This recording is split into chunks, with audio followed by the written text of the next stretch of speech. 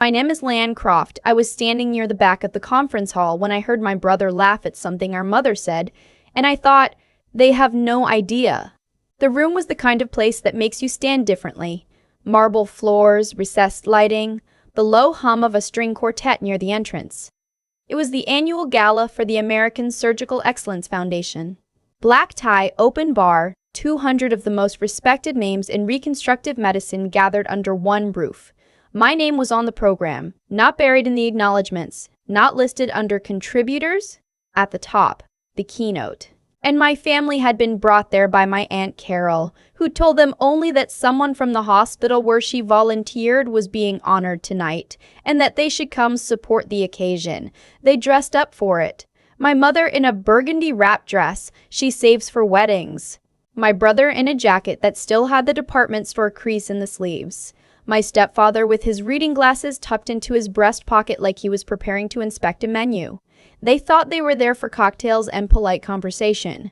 They had no idea they were about to watch me walk to the podium. The first time they didn't come, I was 23. It was match day, the day every medical student in the country finds out where they'll spend the next 4 to 7 years of their life. You open an envelope. You read aloud. The whole auditorium holds its breath with you. I had matched into a general surgery residency at Johns Hopkins, top 5 program in the country, one of 14 spots out of nearly 3,000 applicants. I'd called home the week before and told them the date. My mother said she'd check her calendar. My brother didn't pick up. My stepfather said he'd try to make it work, which in our family was the same as saying no. I sat in the auditorium with my hands folded and watched other people's families fill the rows around me. Someone's dad had driven 6 hours from Ohio. Someone's grandmother was in the front row with a homemade banner. When I opened my envelope and read Johns Hopkins Hospital, Department of General Surgery, the woman next to me grabbed my arm and screamed. I laughed, I cried a little, and then I looked for a face I recognized and found none. Afterward, I called my mother from the parking garage. She picked up on the 4th ring, her voice light in the way it gets when she's been outside. Oh, sweetheart, how did it go? I told her. Hopkins. Surgery. One of the best in the country. That's wonderful, she said. And then, without a pause, your brother's been having a rough week. Did you hear about the thing with his landlord? I said no. I hadn't heard. I said congratulations to myself, and then I drove back to my apartment and made pasta, and didn't tell anyone else for 2 days because the joy had curdled somewhere in that parking garage, and I didn't know how to make it fresh again. That night, I lay on my couch in the dark and thought about how strange it is to earn something enormous and still feel invisible. Not because no one clapped, but because the people who should have been in the front row had never really believed there was anything worth watching. I stopped expecting them after that, not out of bitterness, out of self-preservation. My brother Caden was the kind of person rooms adjusted themselves for. He walked in and people smiled. He forgot appointments and people rescheduled. He borrowed money and people forgave him before he even thought to apologize. He had this quality, the kind you can't learn, of making other people feel like whatever he was doing was the most interesting thing currently happening anywhere. I was the other kind. Quiet. Precise. The kind of kid who read the instructions before starting anything. I had a color-coded planner in the 8th grade. I tracked my GPA in a spreadsheet. I didn't think this was unusual until a teacher pulled me aside in the 9th grade and said, "You're very driven for someone your age." I understood later that she meant it as a compliment.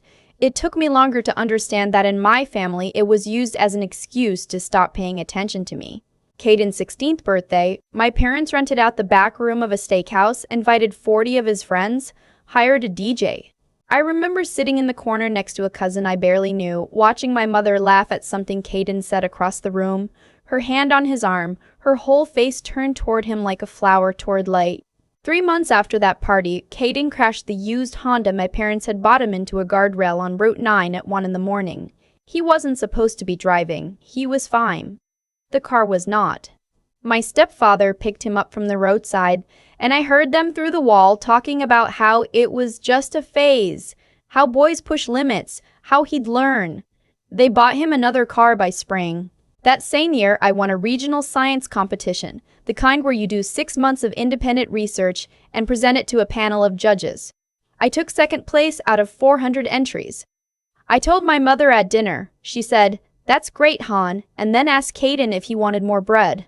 I started keeping my accomplishments to myself after that, not because I'd stopped being proud of them, but because sharing them with my family felt like dropping something delicate onto concrete. Eventually, you just stop carrying things towards surfaces that will shatter them. When I got into medical school, I told them over the phone. My mother said she was proud. My stepfather said medicine was a good, stable choice. Caden said, "Oh, so we have to call you Dr. Croft now," and laughed in that way he had, like everything was a setup for a joke that only he knew the punchline to. They came to my white coat ceremony. That I'll give them. They sat in the 4th row, left side. My mother took one photo on her phone. I remember looking out at the audience while the dean pinned the coat to my shoulders and making eye contact with a woman I didn't know who was crying for her own kid, and thinking, that's what this is supposed to feel like? 4 years of medical school. Then residency. 14-hour shifts, no sleep, learning to close wounds in the dark, learning to make decisions when every option is bad and someone's family is waiting in the hall. I called home less and less, not because I'd given up, but because every call followed the same pattern. My mother would give me 15 minutes and then pivot to Caden, his job, his girlfriend, his lease, whatever current emergency had rearranged itself at the center of their attention. Once, during my 2nd year of residency, I called to tell her I'd been selected for a specialized training program in complex reconstructive procedures. Only 8 residents in the country had been chosen. I was the youngest. She said, "Oh, that's exciting. Hey, can I call you back? Your brother's here and he needs help figuring out his taxes." I said, "Of course." I sat in the call room with my phone face down on the cot and stared at a water stain on the ceiling for a long time. After that, I decided something quietly and without drama. I would not wait for them to notice me. I would build something real, and I would build it without their help. And someday when they finally looked up from whatever Caden needed, they would see what I had become and understand that it had happened entirely without them. I didn't say this to anyone. I just went back to work. By the time I finished residency and completed my fellowship in craniofacial reconstruction, I had operated on more than 400 patients. I had been first author on 3 published papers. I had been invited to speak at 2 national conferences, which I did without mentioning to my family.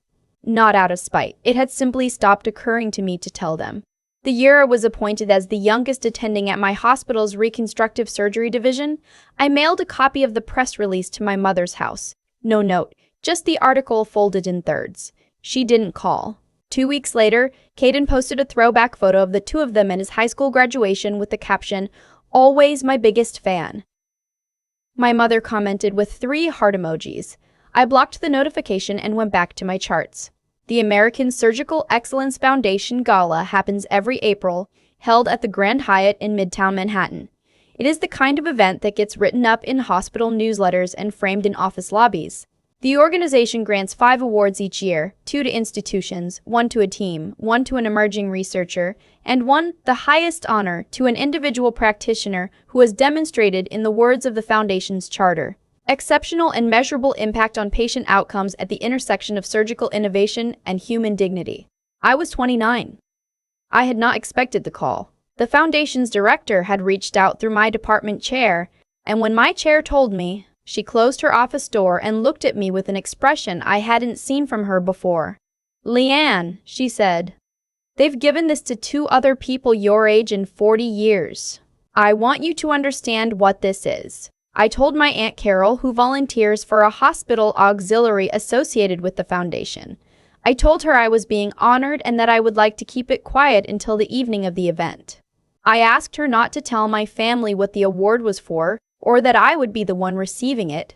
My aunt, who is the kind of person who believes in surprises and also in certain kinds of justice, called my mother and told her that the Foundation Gala was a wonderful event that honored people doing important work in medicine, and that she had an extra ticket and thought the family might enjoy a nice evening in the city. My mother called my brother. My brother said he had nothing going on that Saturday. My stepfather said a free dinner in Manhattan sounded fine. And so they came.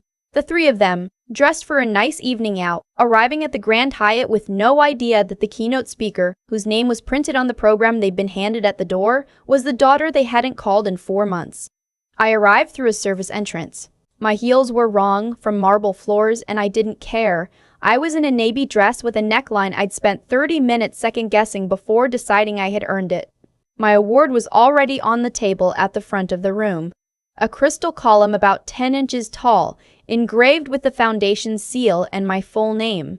I positioned myself near the side curtain before the program began and found them in the crowd. My mother had chosen a table near the middle, which is where she always sits in any room. Not close enough to seem eager, not far enough to seem disengaged. She was talking to my Aunt Carol with the pleasant social expression she wears when she wants people to know she is comfortable in nice places. Caden was already at the bar. My stepfather was reading the program. I watched him read it. He turned the pages slowly. Then he paused. I couldn't see his face clearly from where I stood, but I saw him stop. I saw him look up, look around the room, then look back down at the page. He tapped my mother's arm. She took the program. She looked at it. Then she looked up at the stage, at the podium, at the screen behind it where the foundation had placed a rotating slideshow of images from this year's honorees. My face appeared on the screen for approximately 4 seconds. Just a headshot professional, the kind taken for institutional websites. My name printed beneath it. She turned to my Aunt Carol. I couldn't hear what she said, but I watched my aunt give a small, deliberate smile and then take a sip of water. The lights dimmed. The foundation's president, a woman named Dr. Ron. Harriet Ozay, who has been practicing cardiothoracic surgery for 31 years and has the posture to prove it, approached the podium. She began with a story. Not mine. Not at first. She spoke about a 12-year-old girl brought into the emergency department of a county hospital 3 years ago. A car accident. Severe craniofacial trauma. The kind of injury where the surgical team looks at each other across the table and doesn't say what they're thinking. The girl's mother was in the waiting room. She was told the prognosis was uncertain. She was told to prepare for the possibility that her daughter would not look like herself again. Dr. O.C. paused. What happened instead, she said, is that the attending surgeon on call that night refused to accept uncertainty as an outcome. She performed a 17-hour reconstructive procedure that our field had never seen documented in a patient that age. She rebuilt bone structure from the patient's own tissue. She worked through 2 shift changes. She declined to be relieved. When that girl's mother finally saw her daughter's face in the recovery room, she said one thing. She said, "That's my daughter." The room was very quiet. Caden had come back from the bar and was standing behind his chair. I could see him from where I stood. He was listening. The surgeon who performed that procedure, Dr. O.C. continued, published her technique the following year. That paper has now been cited in surgical training programs in 17 countries. She has trained 41 residents.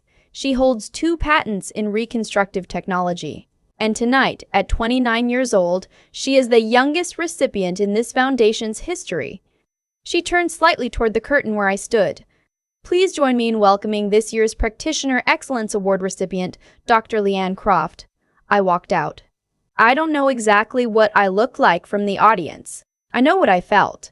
Steady. The way you feel after a long surgery when the last closure is done and the patient's vitals are stable and there is nothing left to do but step back and let the body do the rest of its work. I walked to the podium and I looked out at the room and I found my family in approximately 4 seconds because I had already memorized their table. My stepfather was sitting very straight. My mother had both hands pressed flat on the tablecloth in front of her, the way she holds herself when she is trying not to react. And Caden. Caden was holding his drink in one hand, and his face had gone through something I had never seen it do before. He'd started to smile when he saw me emerge from the curtain, the old reflex, the default smirk he wore for everything, and then it didn't finish. It just stopped. Somewhere between recognition and recalculation, and what was left wasn't quite an expression at all. I gave my remarks. I thanked the foundation, I thanked my department chair, I thanked, specifically by name, the 3 residents I had mentored who were in the room that night. I did not mention my family. When I stepped back from the podium, Dr. Osei put a hand briefly on my shoulder, and then the applause started. The kind that begins in the front rows and moves backward. I stood and let it happen and did not look for their faces again. After the program ended, the room broke into the comfortable movement of a crowd that has just witnessed something and is now processing it over cocktails. My colleagues found me first. My residents, my department chair, who hugged me and said, "I told you." The director of the foundation shook my hand and held it a moment longer than a handshake requires. And then I heard my mother's heels. She moves quickly when she's uncomfortable, this short, decisive clicking that I've heard my whole life. She came around the outer edge of the room and reached me just as one of my colleagues stepped away. "Leanne." Her voice was different. The social gloss was gone. What was under it was something more raw. Something that might have been guilt if she'd had more practice naming it. "Sweetheart, we didn't know." Carol only said, "I know," I said. "We had no idea this was you. The program, we didn't look at the whole, Mom." I said it quietly. "It's okay. It wasn't an invitation to continue." She heard that and stopped. My stepfather appeared at her shoulder. He had never been a man of many words, and in that moment he used none. He just looked at me with an expression I recognized from the one time I'd seen him cry, at his own father's funeral, the expression of a person confronting something they cannot fix or adjust or explain away. He put his hand out. I shook it. Then Caden. He came with the walk he always used. Shoulders easy. Weight back. But it was slightly off. Like a song played in the wrong key. Close enough that you almost don't notice, but far enough that something in your ear keeps waiting for a correction that doesn't come. "Sis." He spread his arms slightly, the gesture that usually preceded a hug I hadn't asked for. You're a doctor." "I have been for 6 years," I said. "I know, but..." He laughed, not his real laugh. "Dr. Leanne Croft, I'm going to have to start showing off about you." He moved forward as if to sling an arm around me. I turned, just slightly, toward a colleague who had appeared at my left with an excuse I hadn't asked for. Caden's arm had nowhere to go. He let it drop. I spent the next 20 minutes talking with the other honorees, with foundation board members, with a surgical resident from Stanford who had driven 4 hours for this event and wanted to ask me about the 17-hour procedure. I answered every question. I was fully present for every conversation. I did not go back to my family's table. At some point, I noticed my Aunt Carol watching me from across the room with the quiet expression of someone who has done something deliberate and is watching it land exactly as intended. I raised my water glass at her. She raised hers back. Before I left, my mother found me near the coat check. "We should have been there," she said, "for the ceremonies. All of them. I know we weren't, and I know that isn't something there isn't a..." She stopped, started again. "I'm sorry, Leanne." I looked at her for a moment. She meant it. I could see that she did. "I know," I said. And then my coat came, and I put it on, and I walked out into the April air on 42nd Street with my award under my arm and the sound of the city doing what it always does, which is move forward without waiting for anyone to catch up. They reached out over the following weeks. My mother texted, then called, then texted again. My stepfather sent an email, just 2 sentences, that said he had looked up my paper and read it and didn't understand most of it, but that he thought what I had done for that girl's family was something he wouldn't forget. I read it 3 times, and then I archived it without responding. Caden posted a photo on Instagram of an old family Christmas, the 4 of us in front of a tree, with the caption, "Proud of this one every single day." And 14 people he knew liked it. I looked at it for a long time. I thought about the fantasy football draft party. I thought about the parking garage after match day. I thought about the bread bowl at the dinner table, and the heart emojis and the taxes and the 4 months of silence before the gala. And then I closed the app. I live in a 1-bedroom apartment in Brooklyn now, 10 minutes from the hospital on a good transit day, 20 on a bad one. My kitchen table is usually covered in journals and printed studies, and the notes I write longhand when I'm working through something. I have a window that faces east, and I drink my coffee watching the light come up over the rooftops, and some mornings that is genuinely enough. I am the person I built when no one was watching. That is the thing I want to say to the young residents I work with, especially the women, especially the ones who go quiet in team meetings and then come back with the best ideas 20 minutes later. I see them checking the room before they speak. I see them making themselves smaller in spaces they have earned. I know that shape. I wore it for a long time. I don't tell them my whole story, but I tell them this. The people who didn't show up do not get to define what showing up means. You don't owe anyone a performance of your own becoming. You just have to keep going, quietly, on purpose, without waiting for someone to turn around and see you. They will see you, and when they do, you will already be somewhere they cannot follow. I've thought about this a lot since that April night. Not about the award, not about the way Caden's face went slack when he heard my name announced, but about the years before it. The long, quiet years when I was doing the work and nobody in my family was watching, and what that silence actually built in me. There's something that happens when you stop waiting to be seen. It's not a decision you make once. It's more like a slow turning, the way a plant stops reaching toward a window that gets no light and starts finding its own. I didn't plan to become someone who operated for 17 hours without asking to be relieved. I didn't engineer that. It came from having spent years where the only person I could count on to show up was me. And so I showed up, every time, for every patient. Because I understood in my bones what it cost when the people who should come don't. That's the thing about being the child who gets left behind at ceremonies. You either fold or you build something out of the absence. I chose to build, not because I'm exceptional, but because the alternative, shrinking myself down to something forgettable enough that their inattention wouldn't sting, was never something I was willing to do. Caden got everything handed to him, and it made him soft in places that mattered. I got nothing, and it made me precise. That's not bitterness, that's just cause and effect. My mother stood in that coat check line and said she was sorry, and I believe she meant it. But I also know that sorry comes easier once you've seen the Crystal Award with your daughter's name on it. The apology I needed was the one that should have come after match day, when I was 23 and standing alone in a parking garage. That was the moment that required courage from her, and she didn't find it. What she found instead, years later, was regret. Those are not the same thing. I don't say that to punish her. I say it because I think it matters to name it honestly. We do people no favors when we pretend that delayed recognition is the same as consistent belief. It isn't. And if you are someone who has been carrying that distinction quietly for years, knowing the difference between people who showed up early and people who showed up after the lights came on, you are allowed to hold on to that knowledge. You are allowed to let it mean something. What I took from that night, more than the award itself, was this. Integrity is what you build in the rooms where no one is applauding. Caden had a room full of applause his entire life, and it cost him the discipline to earn anything real. I had an empty room and I filled it with work, with precision, with the kind of practice that outlasts any single performance. That's not immoral, it's just what happened. Actions compound, choices accumulate. The life you're left with at the end of any given decade is mostly just a result of what you did in the quiet. I still drink my coffee watching the light come up over Brooklyn. I still have journals on my kitchen table. I still go in early on Tuesdays because that's when the most complex consults come through. My life is not dramatic. It is full. And that fullness, I built it myself, in the years when nobody was watching.